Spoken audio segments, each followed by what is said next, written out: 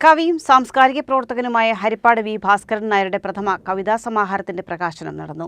Mathrubhumi publications പ്രസിദ്ധീകരിച്ച നന്മമരങ്ങൾ എന്ന കവിതാ സമാഹാരം മുൻ മന്ത്രിയും സാഹിത്യകാരനുമായ ജി സുധാകരൻ പ്രകാശനം ചെയ്തു.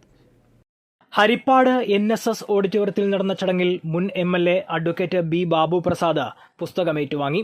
പുസ്തക പ്രകാശന സമ്മേളനം ജി സുധാകരൻ ഉദ്ഘാടനം ചെയ്തു.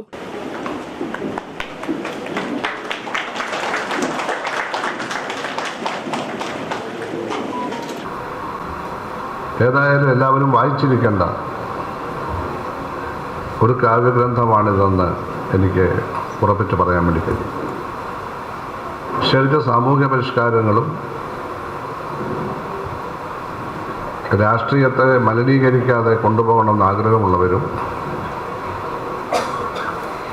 നമ്മുടെ സഞ്ചിതമായിട്ടുള്ള സംസ്കാരത്തിൻ്റെ വളർച്ചയെ ആഗ്രഹിക്കുന്നവരും ജനാധിപത്യത്തിൻ്റെ വികാസത്തെ സ്നേഹിക്കുന്നവരും എല്ലാം വായിക്കേണ്ടതായിട്ടുള്ള കവിതകൾ ഇതിനകത്തുണ്ട്, പലതരം പ്രയോഗങ്ങളുമുണ്ട്.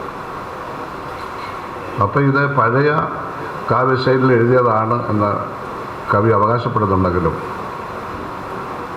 ഇതിൻ്റെ കാഴ്ചപ്പാട് അധികം ലബ്ധപ്രതിഷ്ഠർ എന്ന് അവകാശപ്പെടുന്ന കവികൾ മുന്നോട്ട് വയ്ക്കാത്ത കാഴ്ചപ്പാടുകളാണ്. പ്രസിദ്ധ സാഹിത്യകാരൻ കരുവാറ്റ KM പങ്കജാക്ഷൻ അധ്യക്ഷനായി. പ്രശസ്ത കവിയും സാഹിത്യകാരനുമായ ഡോക്ടർ ചേരാവള്ളി ശശി പുസ്തക പരിചയം നടത്തി. കഴിഞ്ഞ ദിവസം അന്തരിച്ച ഗുരുവും സാഹിത്യകാരനുമായ പ്രൊഫസർ MK സാനു മാസ്റ്ററുടെ നിര്യാണത്തിൽ അനുശോചനം രേഖപ്പെടുത്തിയാണ് സമ്മേളനം ആരംഭിച്ചത്.